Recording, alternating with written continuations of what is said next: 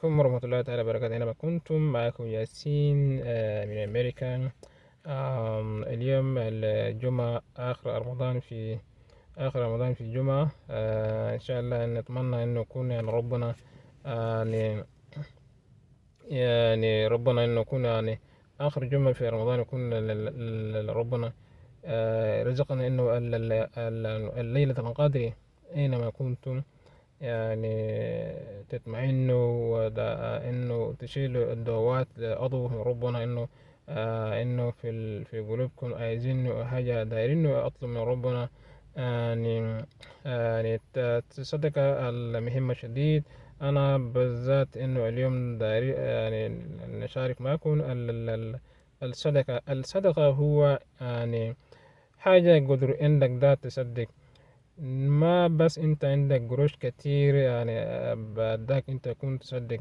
ما بس الصدقة هو الانسان غني عنده قروش كتير اللي هو اللي بيصدق. الصدقة هو انسان البشر من قلبه وحاجة عنده قدر عنده، ده لو كان جنيه واحد، لو كان دولار واحد تصدق للزول المحتاج. يعني ربنا رزقك الحاجة عندك قدر عندك ده، شارك مع ناس التانيين. ربنا يقولش اداك ده المال اللي انت وراك بس، يعني تشارك للناس المحتاجين، أقرباء، زول مسكين ما عنده قوت يومه، زول المحتاج حاجة أعطيه.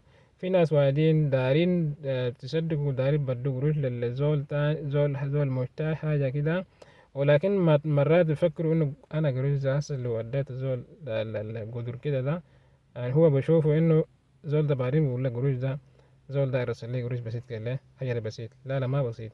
حتى لو جنيه واحد، دولار واحد، لو اديته زول المحتاج، يعني هو لو اشترى صابون واحد هو بقد خرج. إذا يعني أنت تصدق، يعني صدقة هو زول يعني بشر من قلبه، هو بعرف الصدقة. إنسان يعني يتل بعض الصدقات للناس، هو اللي يعرف الصدقة. يعني كل ما أنت يعني تصدق الأكتر، يعني ربنا يرزقك أكتر، وأنت كمان تصدق أكتر من ذاك. يعني جرب حاجة دي، جرب يعني حاجة دي حاجة عظيم جدا. أخيرا من رمضان الأواخر الأخيرة دي يعني تصدق حاجة لو قدر عندك. يعني أنا يعني اليوم مش صليت الجمعة، الجامع بتاعنا كان يعني في مكان باركن كده، الناس بيباركنوا أربات في باركن مكان دي ب10 دولار.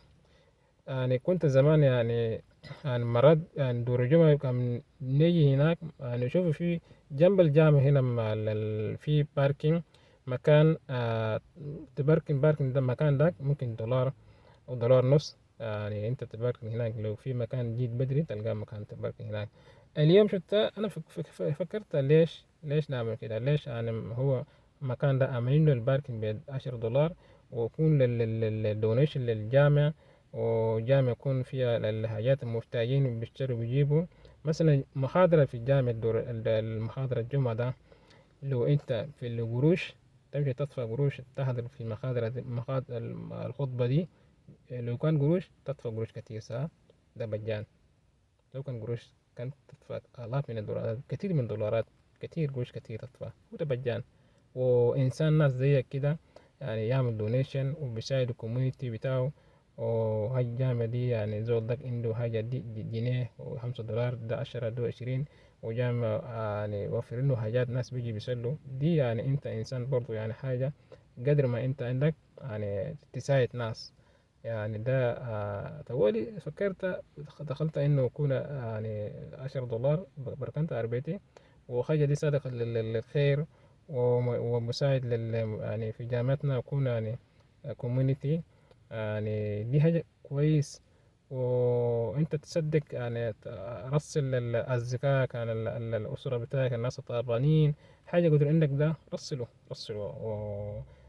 يعني توصل مع أحبابك وأصدقائك، يعني تفقدوا أفعالهم وتتصلوا على التلفونات، تسلموا عليه، وتصدق الزول إنسان محتاج حاجة قدر إنك ده يعني أعطيه. يعني هكذا الأمل خير. يعني يعني دي حاجة مهمة، ودي يعني حاجة كويس يعني شفتها. بس إنه حبيت إنه أشارك معاكم. الصدقة دي الحاجة مهمة شديد، وحاجة إنه للخير بركة. يعني صدقة لا ليس لا بس إنه لا إنه زول إن قروش تصدق، لا، صدقة هو إنسان يشعر وإنسان يعرف إنه هو ما معنى الصدقة. كل ما أنت تصدق يعني ربنا يزيد لك أكتر، يعني يعني تصدق، وأنت ذات تشعر إنه يعني تصدق كتير يعني. كل الشهر أو شهرين أعمل برنامج في الجدول، يعني حط فيه مكان الصدقات للفقراء والناس المحتاجين. تقدر تدي قروشك ده اللي تصدق ناس تانيين. تحط برنامج، والقروش اللي كم قضيته في الشهر دي، كم انتوا الصدقات انت اديته ورسلت للناس اديته، او يعني عملتوا حاجة للخير.